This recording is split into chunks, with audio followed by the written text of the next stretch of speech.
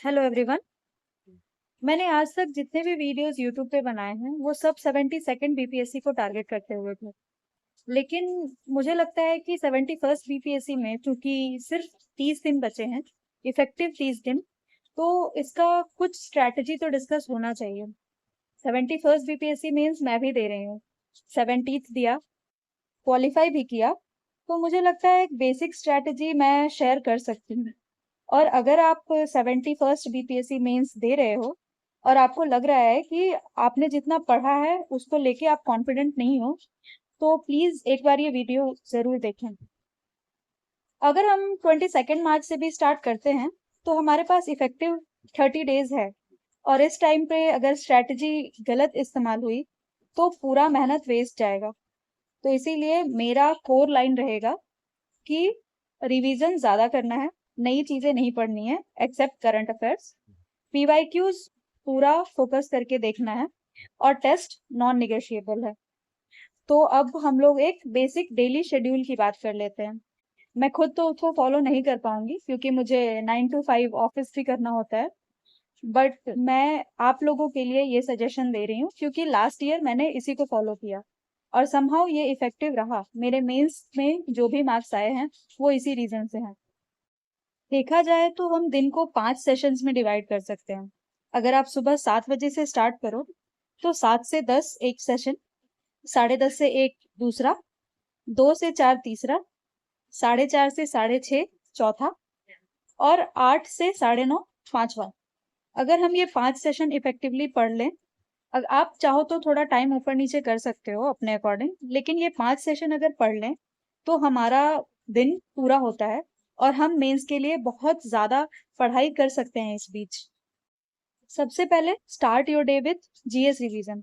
सुबह आप बिल्कुल फ्रेश रहोगे, कोई स्टैटिक सब्जेक्ट उठाओ, पॉलिटी, हिस्ट्री, इकोनॉमी, कोई सा भी उठाओ, उसको रीड नहीं करना है। अब हमारे पास रीड का टाइम है ही नहीं, अभी हमें रिवाइज करना है।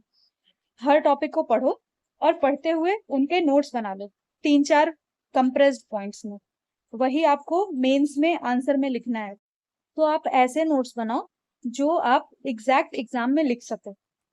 लेट मॉर्निंग आप क्या करो, उस टाइम पे ज्योग्राफी और उसके पीवाईक्यूज देखो, क्योंकि ऑप्शनल भी नॉन निगोशिएबल है। अगर ऑप्शनल क्वालिफाई नहीं किया तो मेंस से तो आप ऐसे ही बाहर हो। तीसरे सेशन में आपको आंसर राइटिंग करनी है और answer writing mainly PYQ based होना चाहिए। सिर्फ करंट अफेयर्स के नए क्वेश्चंस करो, साइंस के करो और कुछ हद तक पॉलिटी के। अदरवाइज ज्यादा से ज्यादा आप पीवाईक्यूज करो प्रैक्टिस में। आंसर राइटिंग डेली 8 क्वेश्चंस करने हैं, 2 लॉन्ग और 5 या 6 शॉर्ट। बीपीएससी का पूरा एक सेक्शन अगर आप डेली प्रैक्टिस करते हो ना और वीकेंड्स पे फुल लेंथ टेस्ट देते हो, तो आई थिंक आंसर राइटिंग इससे ज्यादा जरूरत भी नहीं है। आप मेंस के लिए बिल्कुल प्रिपेयर्ड हो। ये जो आप डेली प्रैक्टिस करोगे वही आपको एग्जाम में सबसे ज्यादा हेल्प करेगा। तो ये जो मिड आंसर राइटिंग का सेशन है वो मोस्ट क्रिटिकल सेशन है। Every day you have to do it. Exceptions हो सकता है 1-2 दिन, लेकिन आप अपने एंड से ट्राई करो कि मैं डेली इसको दूं कैसे भी करके। इवनिंग को थोड़ा लाइट रखो।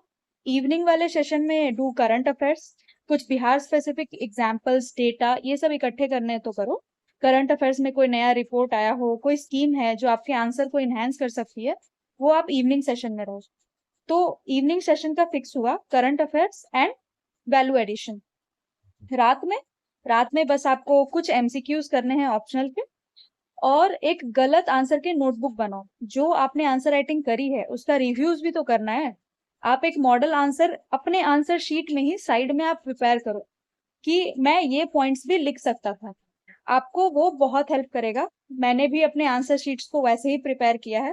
देखो, हर बार आपको एनालाइज करने के लिए दूसरे लोग नहीं होंगे, आपको सेल्फ एनालिसिस ही करना पड़ेगा। और उस सेल्फ एनालिसिस वाले पार्ट में आपको ये चीजें करनी है।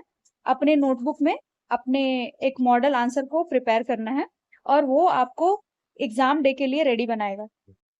चलो, अब डेली प्लान तो हो गया। अब हम लोग 30 डेज का प्लान देखते हैं। इस पूरे 30 डेज को ना 3 फेजेस में हम लोग डिवाइड करते हैं। पहला फेज 22 मार्च से 5 अप्रैल। अगर आप इस 22 मार्च से 5 अप्रैल का डेट देखो तो आपके पास अराउंड 15 डेज है। इस 15 डेज में आपको कवरेज और कंट्रोल दोनों करना है। डेली 5 से 8 आंसर तो आप लिख ही रहे हो। आपको अपने सारे सब्जेक्ट को रिवाइज करना है इस बीच में। सबसे इम्पोर्टेंट ये है कि सबके नीड्स और डिमांड्स अलग होते हैं। मेरी हिस्ट्री अच्छी हो सकती है, आपकी ज्योग्राफी। मैं हिस्ट्री एक दिन में रिवाइज कर सकती हूँ, आप ज्योग्राफी। तो हम लोग एक आइडियलिस्टिक प्लान बना ही नहीं सकते। अपने अपने नीड के अकॉर्डिंग सब्जेक्ट्स को इस 15 दिन में डिवाइड कर लो कि कौन से सब्जेक्ट को आप कितने दिन में कंप्लीट करोगे, और उस अकॉर्डिंग 15 दिन का प्लान बना लो कि हाँ, मेरा पूरा सब्जेक्ट इस 15 दिन में रिवाइज हो जाएगा। डेली आपको आंसर्स तो लिखने ही है, जो भी आप सुबह पढ़ो आप उसी के आंसर लिख लो, या फिर कुछ नया ट्राई करो, जैसे कि करंट अफेयर्स। अगर ये हो जाता है तो आपको एवरी वीकेंड एक फुल लेंथ टेस्ट देना है, जिससे आपकी तैयारी कंप्लीट हो जाएगी। उसके बाद हम फेज 2 में आते हैं, 6 to 18 अप्रैल। वहाँ पे राइटिंग और परफॉर्मेंस दोनों मैटर करता है। आपका एक सेक्शनल टेस्ट 2 सेक्शनल टेस्ट में बंटना चाहिए। डेली 10-12 आंसर्स लिखने हैं आपको, और 3 दिन पे आपको फुल लेंथ टेस्ट देना है। और यहाँ पे आप सिर्फ पढ़ाई नहीं करोगे, रिवीजन तो करोगे ही, क्योंकि पूरे दिन टेस्ट तो नहीं दे सकते। यहाँ पे पढ़ाई के साथ परफॉर्मेंस भी इनहेंस करना है। आपकी कोशिश ये होनी चाहिए कि ऐसे GS1 और GS2 के 3-3 FLT तो आप दे के रखो एग्जाम से पहले।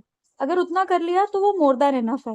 कुछ लोग उससे बहुत ज्यादा करते हैं, लेकिन आपके पास जितना टाइम है उसमें ये 3-3 टेस्ट बहुत इंपॉर्टेंट होने वाले हैं।